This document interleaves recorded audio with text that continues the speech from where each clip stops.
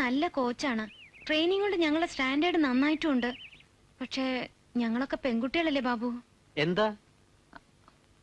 പ്രിൻസിപ്പലിനോട് അല്ലെങ്കിൽ ഫാദറിനോട് കംപ്ലൈന്റ് ചെയ്യാം, അതല്ലെങ്കിൽ വീട്ടില്. പക്ഷേ പുറത്തറിയുമ്പോ നാണക്കേടാർക്കാ? എന്താ കാര്യം പറ. അയാളുടെ മനസ്സ് നല്ലതല്ല, ചീത്തയാ. യൂണിഫോം മാറുന്നിടത്തും പ്രാക്ടീസിനിടയിലും അയാളുടെ മൂവ്മെന്റ്സും നോട്ടും ഒക്കെ.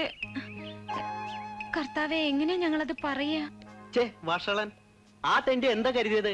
ഇവിടുത്തെ പെൺകുട്ടികൾക്ക് ചോദിക്കാനും പറയാൻ ആരില്ലെന്നോ? അതിനെ ഞങ്ങൾ ആൺകുട്ടികളല്ലാണ്ടായിരിക്കണം. നിങ്ങൾ വഴക്കിനൊന്നും പോണ്ടാട്ടോ. എൽസമ്മ ധൈര്യമായിട്ട് പോ. അയാളെ കൊണ്ട് ഇനി ഒരു ശല്യം നിങ്ങൾക്കുണ്ടാവില്ല. അവന്റെ കാര്യം ഞാൻ ഏറ്റു. വാടാ.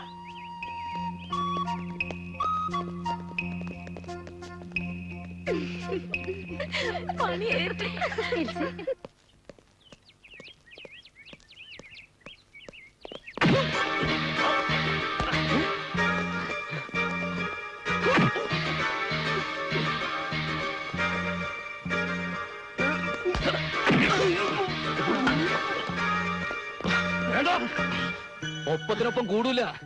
കോളേജ് വരെ എന്തേലും ഓൻ ചൂട്ടിലും കാറ്റുകൊണ്ട് വളർന്ന തടിയല്ലത്. കൊണ്ടാ താങ്ങൂല. വിട്ടുവെക്ക് മക്കളെ.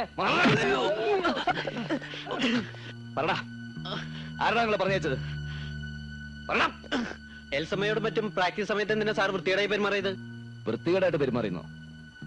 ഞാനോ? ആ, പറടാ, ആരാ അത് പറഞ്ഞുണ്ടാക്കിയത്? പറടാ, ആരാടാ നിങ്ങളെ പറഞ്ഞ് ഇളക്കിയതെന്ന്? എൽസമ്മ തന്നെ.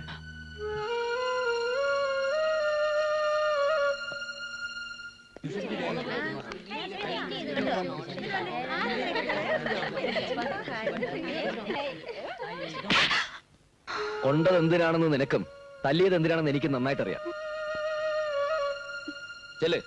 ചെന്ന് കംപ്ലൈന്റ് ചെയ്യാൻ ആരോടാണെന്ന് വെച്ചാ. മണപ്പിച്ച് കിടക്കുന്ന പൂവാലന്മാരെ പറഞ്ഞു വിട്ട് തല്ലിക്കാൻ ഒരുങ്ങിയതിലല്ല വിഷമം. അതിന് കണ്ടെത്തിയ വഴി, പറഞ്ഞുണ്ടാക്കിയ കാരണം. It's A third rate cheap planning.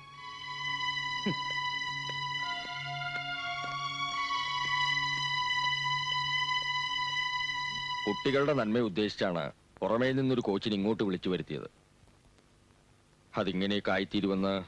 ആ പറയൂ കുട്ടി, വാട്ട് ഹാപ്പൻ? Tell me. എന്തുണ്ടെങ്കിലും അത് തുറന്നു പറയാൻ വേണ്ടിയിട്ടാണ് അയാൾ ഒഴിവാക്കിയിട്ട് കുട്ടിയെ തനിയെ വിളിപ്പിച്ചത്. എനിക്കൊരു പരാതിയില്ല. മിസ്ബിഹേവ് ചെയ്തത്, തെറ്റ് ചെയ്തത് ഞാനാ. You mean you don't have any complaints against mister Johnson? Absolutely no. ഇനി ഇങ്ങനൊരു തെറ്റുണ്ടാവില്ല. എന്നോട് ക്ഷമിക്കണം.